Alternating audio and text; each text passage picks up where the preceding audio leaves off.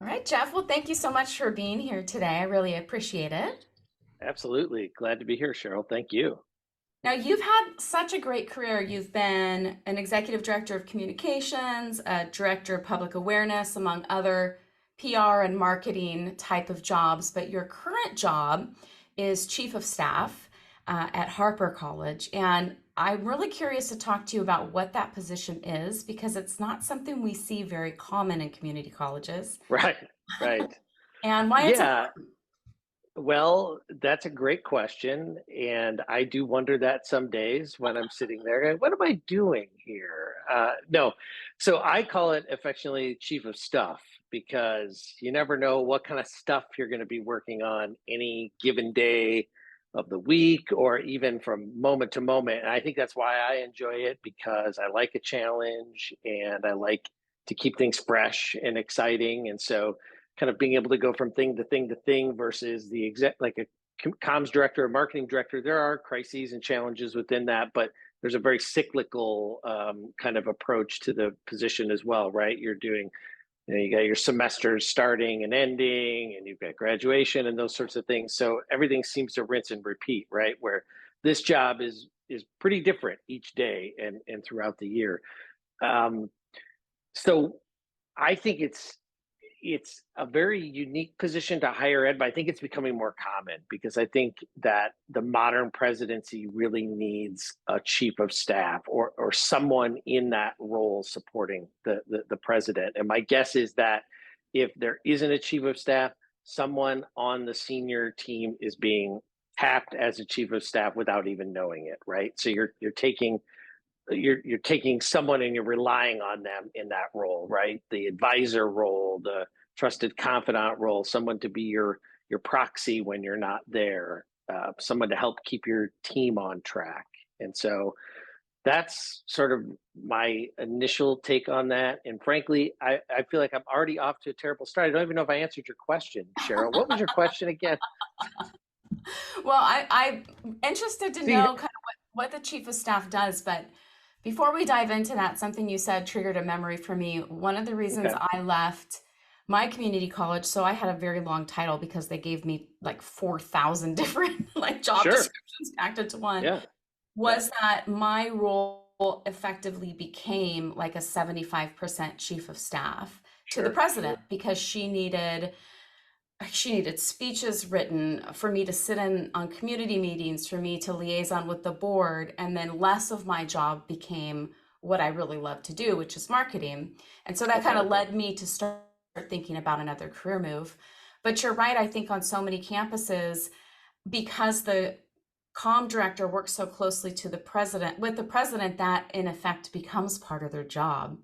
So I'm really interested in how your college has split it up and then what you do. Like what are you doing now as chief of staff and what role do you play on campus separate from the communications director?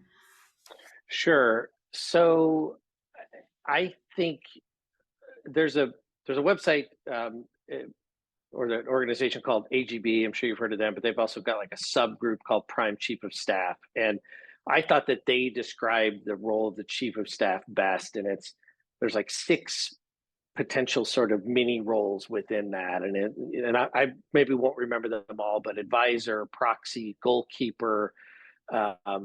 In those, I really think are really really specific to what I do, which is I spend a lot of time with the president in supporting, in being a sounding board, in being maybe the last line of defense on a particular idea, or and maybe defense isn't the right word, but I may be the last person that she hears from that may give her the most objective opinion on something because of that sort of closeness that we have and that trust, and that's sort of I see my role as well as allowing her to kind of let her uh, guard down or defense mechanisms and have a conversation to be herself, because when you are the president, of an institution, you are the president no matter where you're at. There might be two places where you're not the president, and that would be in your car or in your house alone. Everywhere else you are the president, and that is a very difficult job. It's a stressful job. It's a taxing job. From what I can tell, it's also an incredibly rewarding job too, to be able to lead an institution that's changing people's lives for the better and offering these educational opportunities. And yet it's still, you are always the president. You're in the grocery store, you're the president, because someone may be asking you, why should I send my child, or why should I myself go back to study at your institution? And so I think that's very stressful and takes a lot out of someone. So to be able to close their office door and just kind of, be real for a second is a role that I feel like I can also play in that regard. And then a lot of eyes and ears at different meetings, come out of a meeting. What did you think of that? I often joke that I'm part of our senior leadership team, but during our meetings, I'm in the meeting, and then I'm also floating above the meeting and sort of observing and watching and, well, what happened here, and as we're debriefing something like that. So it's again, very interesting. It is complicated. I think when I got into the role, I was put in as an interim, and because we had some different, one person left the organization, and that sort of set off a chain of domino effect for folks moving into positions. And then at that point, I had been the president's chief of staff longer than anyone else. So, and I'm assuming because I maybe did a decent job, she was like, hey, do you want to do this permanently? And so I did. My point in bringing that up is I am a much better chief of staff 3 years with 3 years under my belt than I was when I first got the job. And I still have days where I think, okay, that was a good day. I think I know what I'm doing. And then I have days where I'm like, I don't know what the heck I'm doing and what happened today. So that's probably very normal. I'm sure everyone has that feeling, but certainly when you're doing something that you didn't train to do necessarily, you have those moments. Yeah, and this is a job where you're not, you don't go to college to become a chief of staff. I don't know of any programs. Right. And have you ever talked to anyone who's like, oh, when I grow up, I want to be a chief of staff, right? Well, I think it's such an important position for a number of reasons. It is a lonely job being the president. I mean, you're on all the time, and there's not a lot of people who you can talk to, who you can trust. I know that was something my president used to tell me. The first president that I worked for said, I love it when you come in my office because I can tell you anything and I can be honest, where, other division heads are always kind of angling for their own Right. divisions, right? They want to Right. serve the college, but they're beholden to instruction or to student services. So you're kind of on this island where you can really be neutral and think about the college and the president themselves separate from everything else.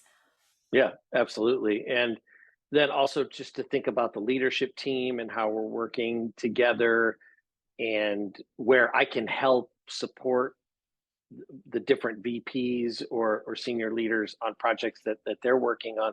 And that was something that the president and I spoke about at the very beginning, about what type of chief of staff she wanted me to be. Because I think even when you tell folks that, or you say that title, people think a lot of the political realm, and they think of a Rahm Emanuel sort of, or I'm trying to think of other chiefs of staff in the political realm, but for some reason he always jumps to mind, maybe because of the Chicago connection. But this sort of quasi president or quasi CEO who's telling others on the team, here's what you're due, and that's not the sort of chief of staff that I am, or that our president wanted. She wanted me to be a peer to my peers and be a part of the team and a collaborator and a colleague and someone who is helping and bringing resources and providing support. And that fits my own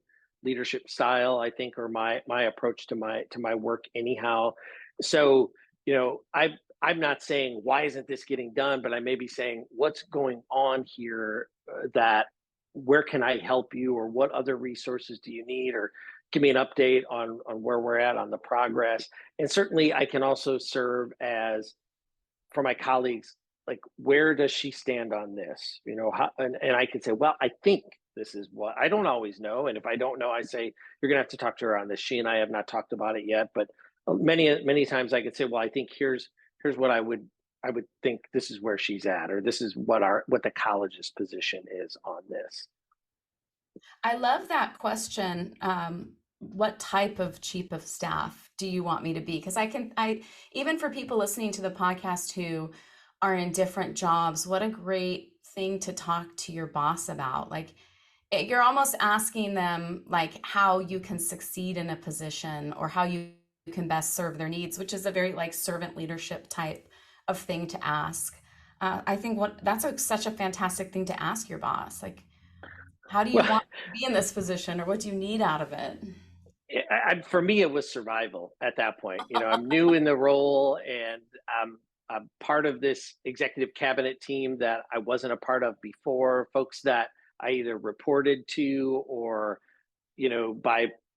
by position of where they were at, I was a subordinate to. And so I just needed to understand what I should be doing here. And so, yeah, and maybe by default, it was also a good servant leadership demonstration. And I appreciate that, Cheryl. But I wasn't thinking about that in in the moment in time.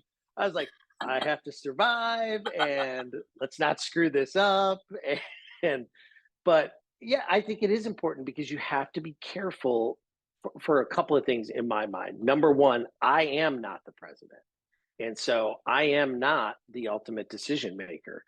Everything that happens ultimately is my president's responsibility. Anything that happens at that organization, good or bad, and you know, it's always the bad stuff is the things that you worry about, but it's all ultimately up to her. And so I want that to be incredibly clear to my colleagues, or anyone else. I don't want there to ever be the thought that here's this, other decision maker, or this other center of gravity within the organization. That is not the case. And so, publicly, there is very little distance between myself and the president. And I when I do disagree, I typically will do that when she and I are having a one-on-one, and I'll share my opinion, and then we'll talk about it, and ultimately I'm behind whatever the decision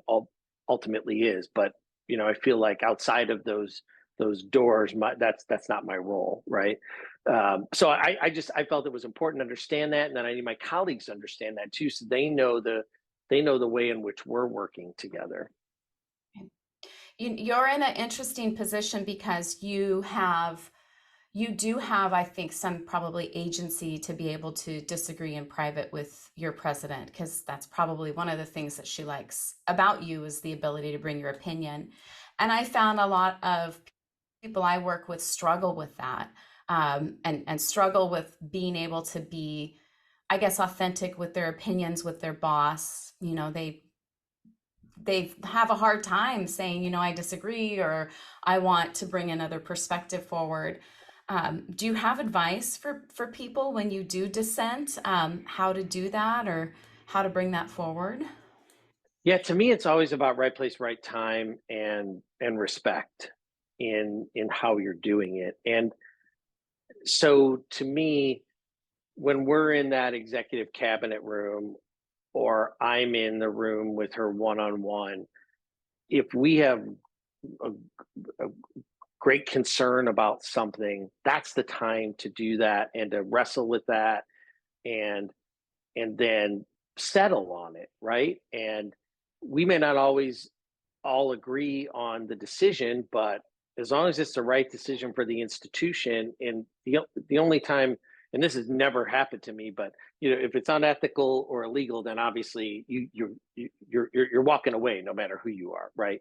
But once you've settled that decision, when in that one-on-one room, or in that executive cabinet room, then you go out into the organization and you back that decision, and and you don't question it. And again, this is my philosophy, my opinion, but I think that makes everyone look bad when you go into a larger venue and the executive cabinet member raises their hand and says, "Now, I'm not really sure I understand why we're doing this." It's like, we're no, that's not, this is not the time anymore to be asking that question, because we're a unified leadership team that has decided upon this decision. So but I think that doesn't fully answer your question, but so I think it's about the time and the place, and then I think it's about how you do it, right? And younger version of me probably got very passionate, too passionate, and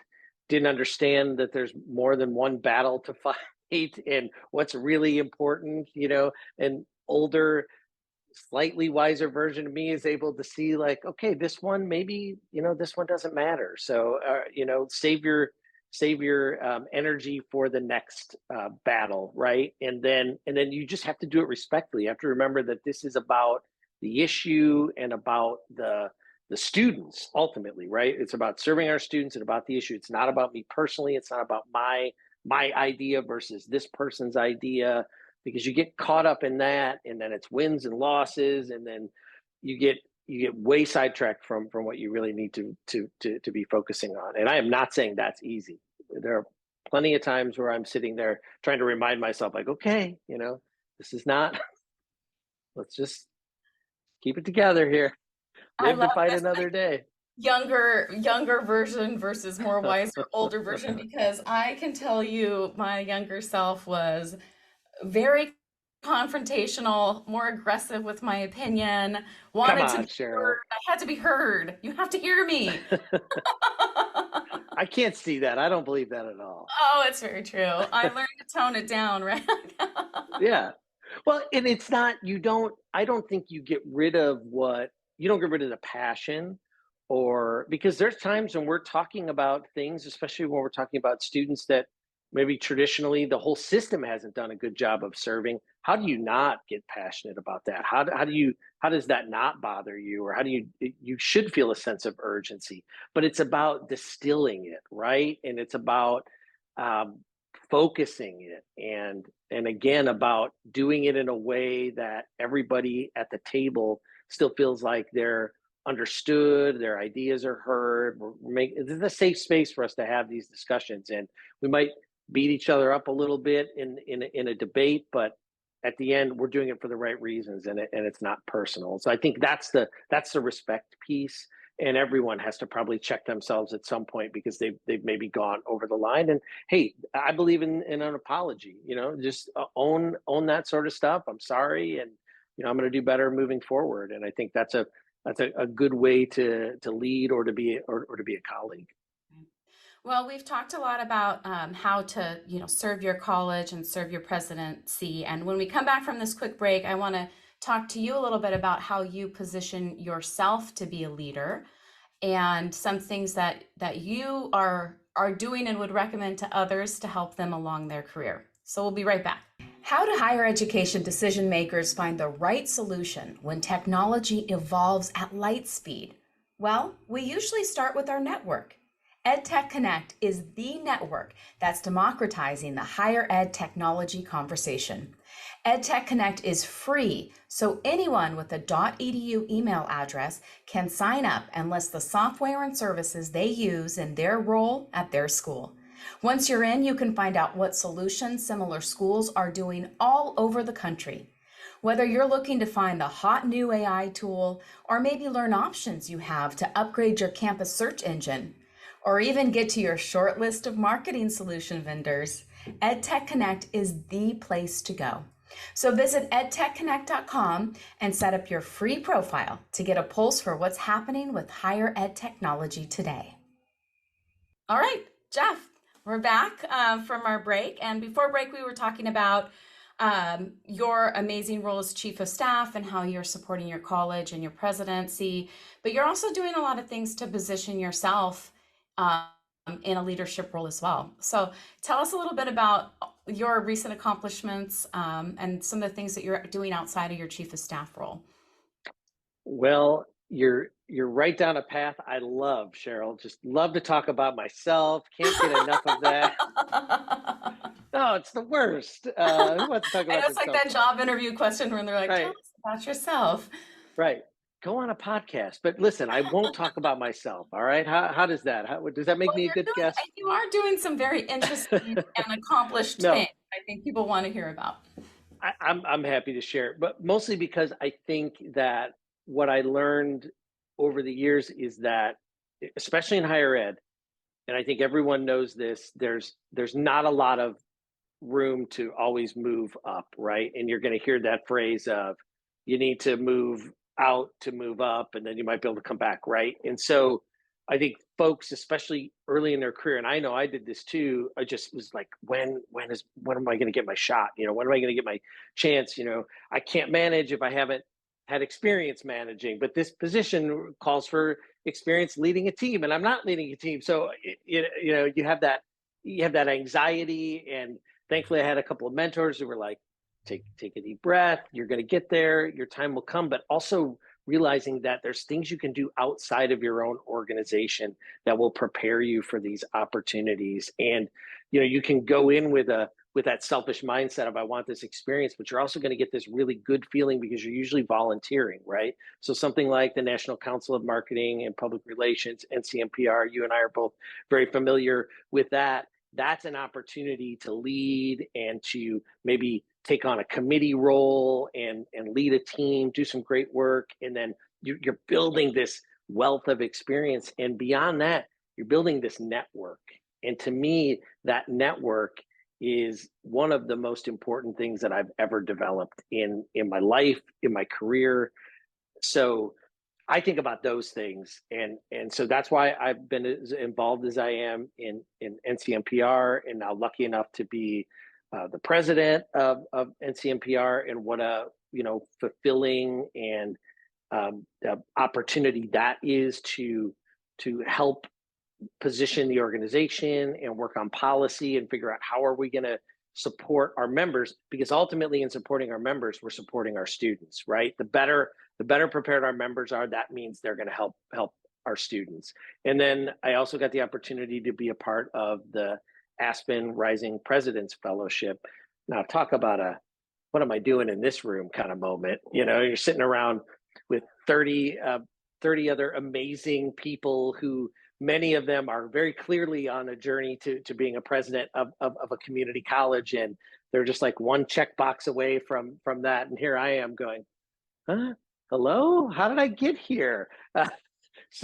But again, to me, it's the network. Now I've got 30 plus incredible people who believe in the mission of community colleges, and they're all over the country, and their colleges are all they're all serving students in a different way. And for example, I just went to visit my family in San Antonio for the holidays, and while I was down there, I called up one of the folks who's in the Aspen program with me, who's at San Antonio College, and I said, hey, can I come get a tour of the campus? She took me all around campus. I went through their amazing food pantry, student help center, and I was like, oh, this is a great idea, we can do this and that. And so all of that comes from putting yourself out there and taking a chance. So that's what in my presidency role, that's what I've told members, especially young, newer members, just say, volunteer, get involved, raise your hand, because I don't think I did that enough. I think I did a lot more of, like, when are they going to call on me? When are they going to come get me? Well, And, they see how wonderful I yeah, am. right. And the truth of that is they're never going to call you. They desperately need you, but they don't have time to call you because they need your help. So you've got to step up and raise your hand. And so that's what I've tried to do. Yeah, I think that is such great advice. And obviously, joining an organization like NCMPR and volunteering gives you a great experience, but even volunteering on your own campus. And you're right, Right. so many of the job descriptions are like requires 3 years of policy or 3 years of this or 2 years of that. And when I moved in my college from a coordinator to director, I had volunteered to run a big committee on campus. So Yeah, that actually checked the box for some it things in the job does. application. Yeah. Yeah. Yeah, because you can say, well, I haven't managed a team. I managed this college-wide committee that accomplished this big thing, and that's that's exactly what you need, right? There were faculty on that committee, so I had to manage them too. Right. You Yeah, know? So, but it's true, you have to put yourself out there. And, you mentioned a little bit about imposter syndrome, feeling that yourself in this yeah. leadership program. Like, how do you get over that? What do you tell yourself? Oh boy, if you figure it out, give me a call and let me know. It's been very humbling, and I'm sure folks are like, oh, well, that's just something you say, and maybe it is, but to me, it has been very, very humbling. But it's also very invigorating because how often do you get this opportunity, right? And to sit in a room with other folks and pretend to be the president and have mentors who are presidents or who have been presidents sit in a room and wrestle with these very, back to what we talked about before, these are very difficult jobs. So to be able to say, at some point, you're going to be faced with a decision like this, how would you handle it? And then to demonstrate that, and then have folks come back and say, okay, nice approach, but don't forget about this. Or, someone would probably say this, what's your answer to this question? So to be able to go through scenarios like that with a net underneath you and to be able to practice that. So I think I have been able to get over the imposter syndrome just by saying what an incredible opportunity, and if I don't go head first into this, I'm going to miss something because it's only a year long, and then it'll be gone. And so I've tried to tell myself that too, with the amount, because folks will say, well, how are you managing this? You're the chief of staff, you're doing Aspen, you're also the president of NCMPR.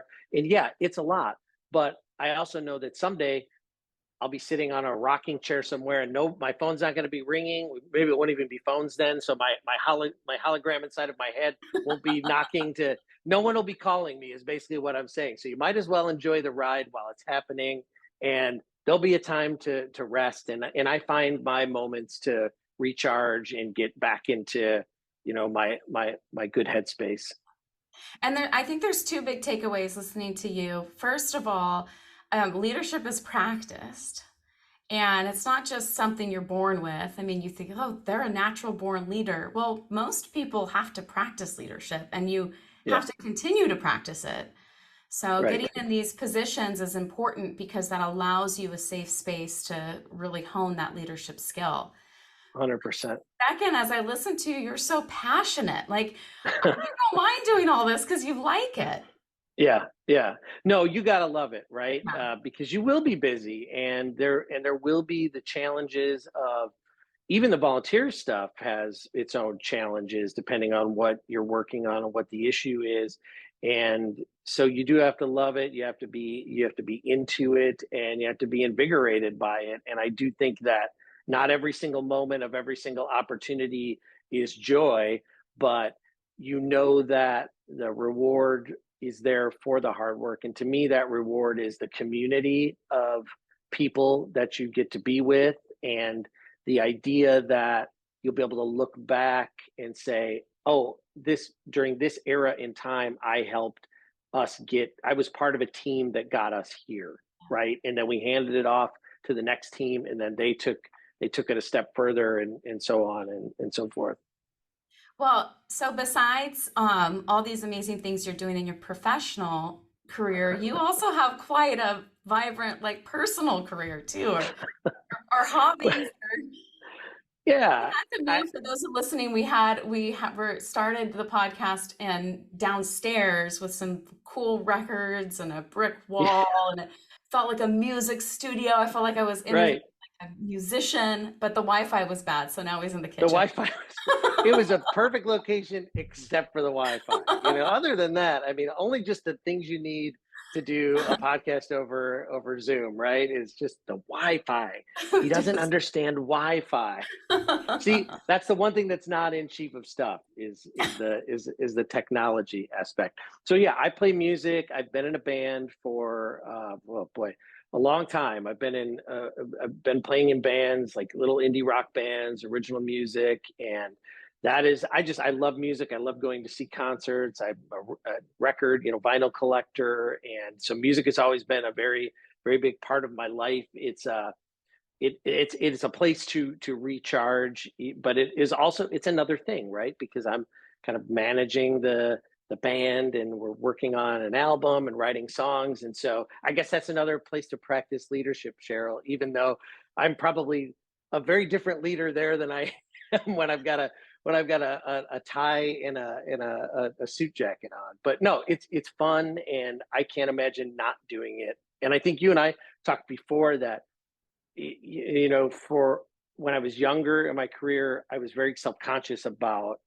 being in a band because I didn't want folks to think that, oh, this guy doesn't take his day job seriously because a lot of times Friday night would roll around, 5 o'clock would hit, and I would jump in my car and drive over to the bass player's house and then jump in a van. And then we would drive to the place we were playing on Friday night. And then we would go to the place we were playing on Saturday night, and drive home on Sunday and get up on Monday morning and go to work. And I didn't want anybody to mistake that for not being serious about the day job. Now that was stupid, but that's my own brain getting in my own way and telling me things that don't really matter or don't make sense. So eventually I got more comfortable with it, and I don't I don't not tell people about it. So but Oh, I and think that, obviously I've just told everybody on your podcast about it, so it's out there now, Cheryl. well, have another podcast guest. Her podcast came out in January 2024. So we're recording this in December. So this podcast would have been out. And she is a mom and also a director of communications and also a mayor of a city. So she's like you. She does all these Nice. cool things. And we talked a lot about authenticity. And when you're early in your career, you don't want to talk about being a mom or being in a band, or Right. you don't bring your authentic self to work. You're like compartmentalized. But I think as we get older, we see like that's our whole self. Work is part of our whole self, and there is a place for that. And I love hiring musicians because these are people who work hard, who are artistic, who have a craft that they dedicate time to. I Used to love making it. no money at all. So They're grateful for any it's just gig like, you oh give my God, you're gonna pay me for this? them. Yeah, a lot of our at GradComm, a lot of our team members are musicians for those reasons, and I love that. So, And I think to what you said before, for me, it was I think it was mostly me, but I think that's something that we have to think about as leaders of our organizations is what is the culture that we're setting for the organization, that we want people to be able to bring their whole selves to an organization, that we want them to feel comfortable, that they can be a parent or they can be whatever your hobby is or your side gig or whatever, that you can be those things and not feel like you have to hide that there'll be some sort of penalty or repercussions. Do a good job and be yourself, and that's what we want at our organizations. well, speaking of not hiding, are you going to perform for NCMPR ever? Are there plans for a big performance? I don't, there's enough to do just being on the board. So, I try to keep all my energy and time there. I did during the pandemic, when we did our first virtual conference. James Walters, the executive director, he's a musician as well. So I think he pulled his ukulele out and played a song. And then I wrote a little riff on the Hotel California by the Eagles, but I redid it as the Hotel Conference Bar. So is anyone missing the Hotel Conference Bar? So I did play live or some version of that once. So I feel like the box has been checked, but certainly available for bookings Take note if for the the next NCMPR right. president. Yeah, well, or the next GradComm holiday party. Oh, I there we mean, go. certainly, yeah, right. Well, it's been such a pleasure talking to you. I just love your energy and enthusiasm. You have so much to offer aspiring leaders. I know you're really active on LinkedIn, so I'd like to encourage our listeners, if it's okay with you, to connect Please. that way. And Absolutely. anything else you'd like to leave out there as we wrap up our conversation? No, I just appreciate the opportunity to talk to you about leadership. It is something that I do care deeply about, and really think that it's our opportunity as leaders to help develop and to support the next generation of leaders. So to your point, anyone can reach out, and I'm happy to have a conversation. So thank you so much. Thank you.